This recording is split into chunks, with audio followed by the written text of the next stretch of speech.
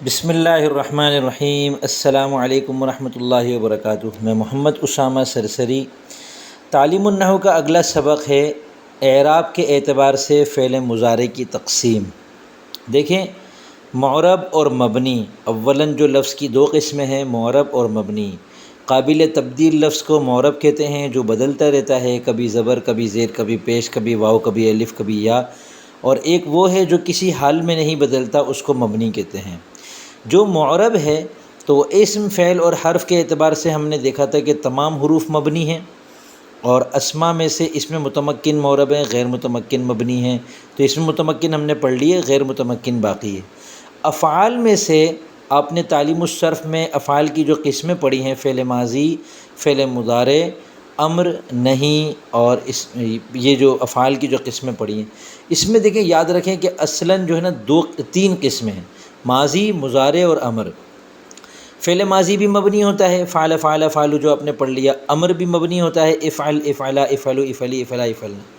جو فعل مضارع ہے وہ معرب ہوتا ہے، اور اس میں یفعل، یفعلانی بھی شامل ہے، لم یفعل بھی شامل ہے، لن یفعل بھی شامل ہے، اور لا یفعل، لا تفعل، نہیں کی جو صیغے ہیں وہ بھی شامل ہے، کیونکہ یہ سب میں لم، لن اور لا جو ہے وہ فعل مضارع پر داخل ہو رہا ہے، تو یہ سب فعل مضارع کے اندر آتے ہیں، ٹھیک ہے۔ تو فعل مضارع معرب ہے، اور ماضی اور امر مبنی ہے فعل میں سے۔ اب آج کے سبق میں ہم یہ پڑھیں گے کہ فعل مضارع جو کہ معرب ہے اس کی کتنی قسمیں ہیں، تو اس کی 4 قسمیں۔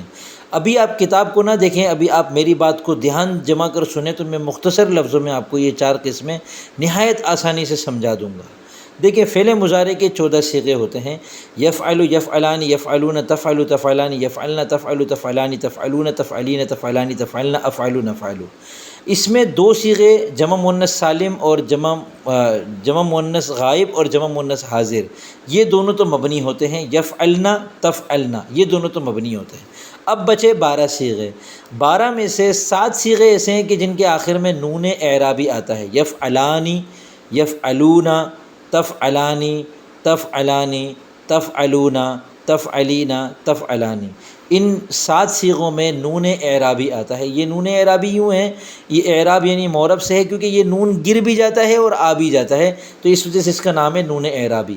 تو 14 میں سے 2 صیغے مبنی ہیں، 7 صیغوں میں نون اعرابی ہے، باقی بچے 5 صیغے جن کو ہم مفرد کہتے ہیں، حالانکہ ان میں جمع متکلم کا صیغہ بھی شامل ہے، لیکن ان 5 صیغوں کا نام ہے مفرد صیغے، یفعلو، تفعلو، تفعلو، افعلو، نفعلو۔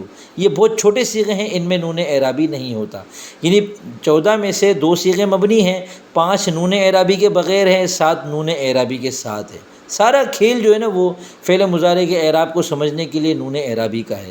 تو اب اس میں پہلے نون اعرابی کو سمجھ لیں کہ جن 7 صیغوں میں نون اعرابی ہے، ان میں حالت رفعی میں، یعنی جب وہ مرفوع ہوتے ہیں تو نون اعرابی موجود ہوتا ہے، اور جب منصوب یا مجزوم ہوتے ہیں تو نون اعرابی گر جاتا ہے۔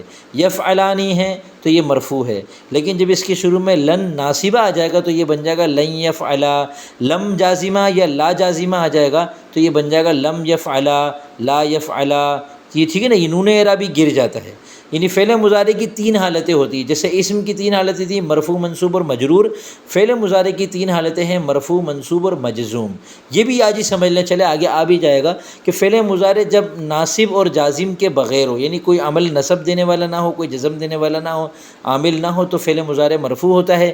جب اس کے شروع میں کوئی حرف ناصب آ جائے، وہ 4 ہیں، ان، لن، کئی اور اذن، تو فعل مضارع منصوب ہو جاتا ہے۔ اور اگر اس کے شروع میں حروف جازمہ میں سے کوئی آ جائے تو یہ مجزوم ہو جاتا ہے، اور حروف جازمہ 5 ہے، لم، لما، لام امر، لائے نہیں اور ان شرطیہ۔ یہ جو لما ہے، ایک تو لما جب کے معنی میں آتا ہے عربی میں، وہ الگ ہے۔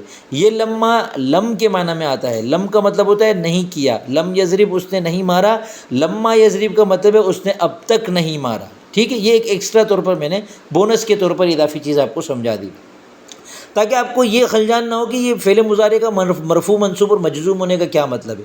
تو نون اعرابی جن 7 صیغوں میں ہیں، حالت رفعی میں نون اعرابی باقی رہتا ہے، حالت نصبی اور جزمی میں نون اعرابی گر جاتا ہے۔ اب رہ گئے 5 مفرد کے صیغے، تو ان کی 3 حالتیں ہیں۔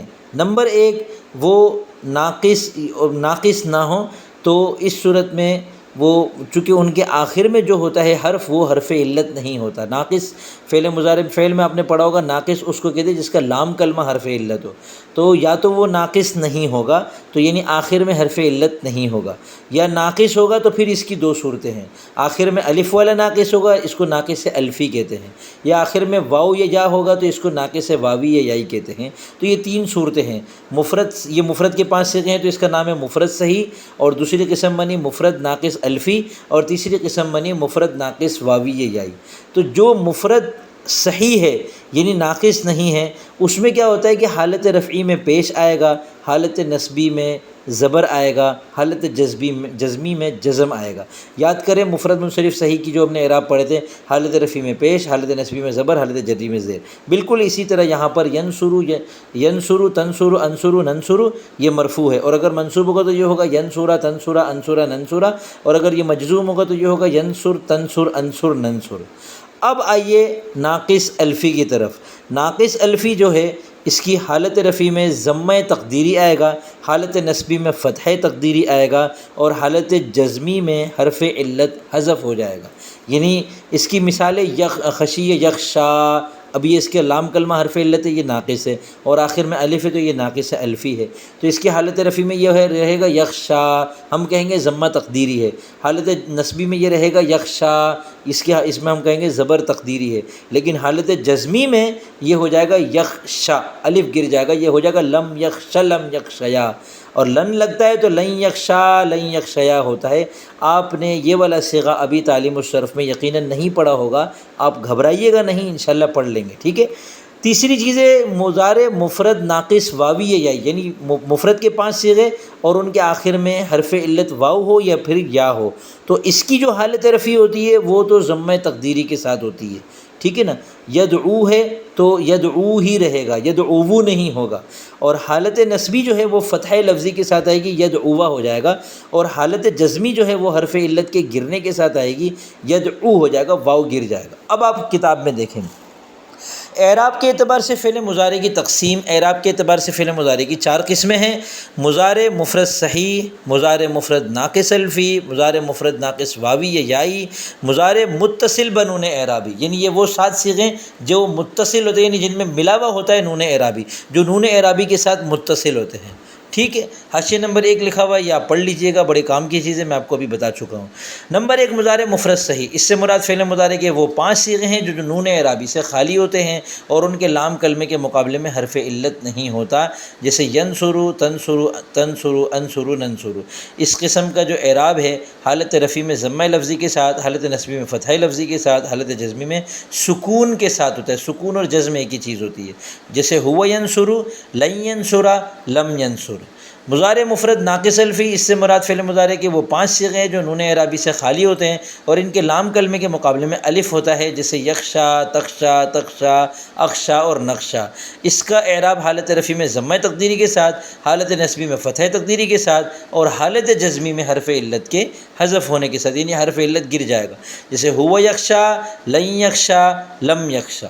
تیسری قسم ہے مضارع مفرد ناقص واوی یا یائی، اس سے مراد فعل مضارع کے وہ 5 صیغے ہیں جو نون اعرابی سے خالی ہوتے ہیں اور ان کے لام کلمے کے مقابلے میں واو یا یا ہوتی ہے، جیسے یدعو تدعو تدعو ادعو ندعو، یرمی ترمی ترمی ارمی نرمی۔ میں نے بڑی نرمی سے یہ سارے صیغے آپ کو سنائے ہیں۔ اس کا اعراب حالت رفعی میں ضمہ تقدیری کے ساتھ ہے، حالت نصبی میں فتح لفظی کے ساتھ ہے، اور حالت جزمی میں حرف علت کے حذف ہونے کے ساتھ ہوتا ہے، جیسے ہوا یدعو ہوا یرمی، یہ مرفوع ہیں دونوں، اور لن یدعوا لن یرمیا منصوب ہے دونوں، واوی اور یائی دونوں میں زبر آ رہا ہے، اور لم یدعو لم یرمی واو اور یا دونوں حالت جزمی میں گر گئے۔ چوتھی قسم مضارع متصل بنون اعرابی، یعنی وہ مضارع کے 7 صیغے جن کے آخر میں نون اعرابی ہو۔ اس سے مراد فعل مضارع کے وہ 7 صیغے ہیں جن میں نون اعرابی ہوتا ہے، جیسے ینصرانی تنصرانی تنصرانی تنصرانی، ینصرونا تنصرونا تنصرینا۔ تنصرانی انہوں نے کتنی مرتبہ لکھا ہے؟ 3 مرتبہ لکھا ہے، ایک تثنیہ مؤنث غائب، ایک تثنیہ مذکر حاضر، ایک تثنیہ مؤنث حاضر۔ اس کا اعراب حالت رفع میں نون کے ساتھ، حالت نصبی و جزمی میں نون کے حذف کے ساتھ ہوتا ہے، جیسے ہما ینصرانی، لن ینصرا اور لم ینصرا۔ فائدہ، ان 7 صیغوں کے نون کو نون اعرابی اس لیے کہتے ہیں کہ یہ حرف اعراب ہے، یعنی مضارع کے ان 7 صیغوں کا اعراب اسی نون کے ساتھ ہوتا ہے، ٹھیک ہے۔ اب آگے لکھا ہوا ہے اعرابی حالتوں کی علامتیں، حالت رفع کی علامتیں۔ حالت رفع کی 4 علامتیں ہیں، ضمہ، واو، الف، یا۔ یہ بالکل الگ چیز ہے، اس کا تعلق جو ہے وہ اسم اور فعل دونوں کے ساتھ ہے، تو اس کو انشاءاللہ ہم اگلے سبق میں پڑھیں گے۔